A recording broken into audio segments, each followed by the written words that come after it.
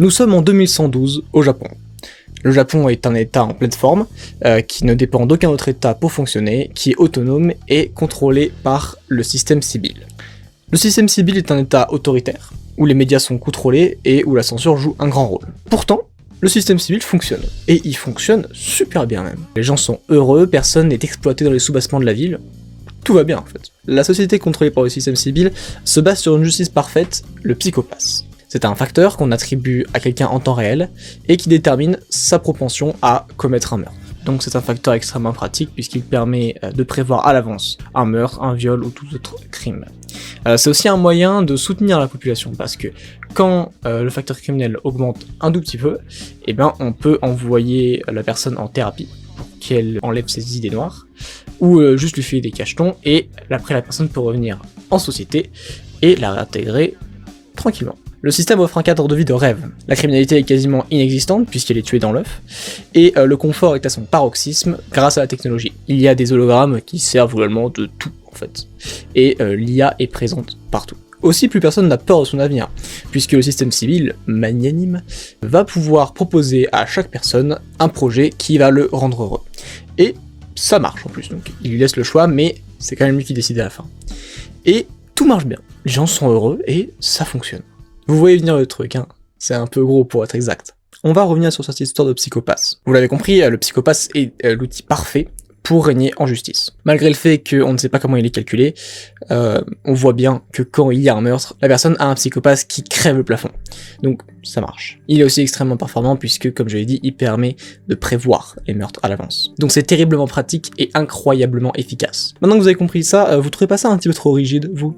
Je veux dire, on a tous des moments où on a des idées noires, et ça ne nous empêche pas le lendemain de ne pas tuer notre voisin et de continuer à vivre normalement. Donc comment est-ce qu'on peut savoir qu'un criminel est réellement coupable sans pour autant qu'il ait rien fait, en fait? C'est bien moral, ça? Alors, oui et non. Bon, je vais vous expliquer pourquoi c'est pas aussi moral qu'on le pense.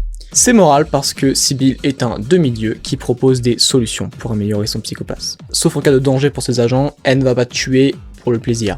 Ça va toujours être d'abord sauver la personne et après la tuer suivant si son psychopathe est plus haut. Donc le psychopathe est moral du moment qu'en fait il y a des solutions pour le régler. Je vais pas vous faire un dessin de pourquoi ça reste immoral. De la même façon que dans notre société actuelle, quand on est parti loin, c'est très dur d'en revenir. Entre les gens aux psychopathes tellement hauts qu'ils n'arrivent même plus à leur faire redescendre, et les gens qui ont perdu leur vie et leur travail à cause du fait que leur psychopathe était instable, le système de réhabilitation dans la société n'est pas forcément au prime. Et puis ça reste quand même vachement liberticide comme société. Je veux dire, les gens sont en sécurité, mais ils sont surveillés constamment. Imaginez ça dans nos sociétés, le bordel que ça serait. Est-ce que vous pourriez vivre en vous sentant constamment surveillé, vos gestes, mais surtout vos pensées? Toutes ces histoires de sécurité ont en fait comme conséquence le fait que Sibyl peut surveiller n'importe qui, n'importe quand. Comme dans beaucoup de sociétés actuelles, c'est en restreignant les libertés qu'on arrive à plus de sécurité. Et puis, qui nous dit qu'il vérifie que le facteur criminel? Je veux dire, ils pourraient vérifier ce qu'ils veulent, ils pourraient vérifier si on est un bon mouton qui est dans le système et qui va pas se rebeller. Personne ne pourrait dire le contraire, personne ne contrôle Sibyl. Sibyl est pratique, très pratique, trop pratique. Vous êtes dubitatif, mais avant qu'on montre que c'est même Sibyl qui choisit les repas des gens, j'étais aussi du même avis. Sibyl est le symbole de la fainéantise humaine. Les humains se laissent tellement influencer par cette IA que toute leur vie, leurs études, leurs emplois, leur rôle social, toute leur vie est contrôlée par elle. Tout ce qui fait que, en fait, on existe est contrôlé par Sibyl et créé par Sibyl pour que ces gens soient heureux. Cet animé, il montre que l'humain fera tout pour exécuter toutes ses fonctions avec le minimum d'énergie. Et d'ailleurs, qui pourrait leur en vouloir? On aura tous fait la même. Les humains sous Sibyl ne réfléchissent plus par eux-mêmes et se laissent porter par le système. Puisque visiblement Sibyl a tapé dans le mille, le principal défaut de l'humain, c'est sa fainéantise. Maintenant, que penseriez-vous de ça? Le système est faillible et il n'est pas aussi parfait que ce qu'on pourrait croire. Ça remettra en question toute la société. Sibyl vous dit de devenir architecte, mais en fait ça se trouve il avait oublié que la menuiserie existait, et que vous seriez bien mieux en menuiserie. Sibyl vous a dit, ce midi tu vas manger un bon poulet rôti, tu vas avoir super beaucoup de plaisir. Mais ça se trouve une bonne salade de carottes vous aurait fait autant plaisir et été bien plus optimisé.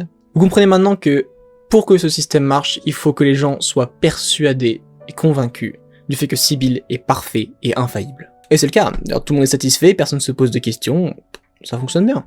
Le principe de Sibyl, c'est de réduire tellement la marge d'erreur que il le fait oublier aux gens, ou plutôt, il demande aux gens de l'oublier, et les gens le font de bon cœur, en fait. C'est le principe de l'imbécile heureux. Quel est l'intérêt de reconnaître un problème insolvable qui va remettre en cause toute notre façon de vivre si tout simplement on est bien comme ça? Ça a aucun intérêt de se ruiner la vie pour rien. Quand on y pense, toute notre vie se base sur ça. On va pas se cacher la tête dès qu'on sort parce qu'on a peur qu'une météorite nous tombe dessus. On pourrait. Il y a des probabilités qu'on se fasse tuer par une météorite, mais notre cerveau va préférer oublier ce genre de problème pour qu'on puisse vivre, tout simplement. C'est là que notre antagoniste Makishima fait son entrée. Il est très intelligent, il est très cultivé, et il va essayer de venir chambouler cette société. Il tente pour sa part de promouvoir la volonté humaine.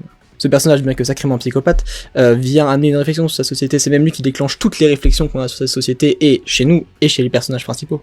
Makishima, il est donc très cultivé, il se base sur les anciens philosophes, donc il cite beaucoup Orwell, il cite Platon, Descartes, pour remettre en cause le système Sibyl. Et au vu de la profondeur de l'influence qu'a Sibyl sur les gens, la seule façon de faire réagir les gens, c'est de les choquer. Donc il va utiliser ses talents en manipulation pour déclencher des crimes. Généralement, il va donner aux gens qui ont des pulsions le moyen de les assouvir. Pour lui, le système Sibyl est opposé à la volonté humaine. Pour lui, le système Sibyl, c'est la mort cérébrale. C'est lui avec son intelligence, ses manipulations, son point de vue unique dans l'anime sur cette société, qui fait avancer l'anime tant sur le scénario que les personnages. En fait, Makishima est hyper semblable à nous qui regardons l'anime. Il possède le point de vue de notre époque, avec des livres que personne ne lit, mais que lui a lu, et il possède le recul nécessaire aussi, parce que il y a une raison, mais globalement, lui est en dehors du système. Et donc en fait, c'est assez marrant de voir qu'un antagoniste est plus proche de notre point de vue que des protagonistes. Et c'est là où on se demande, mais en fait, quelle différence avec nous ?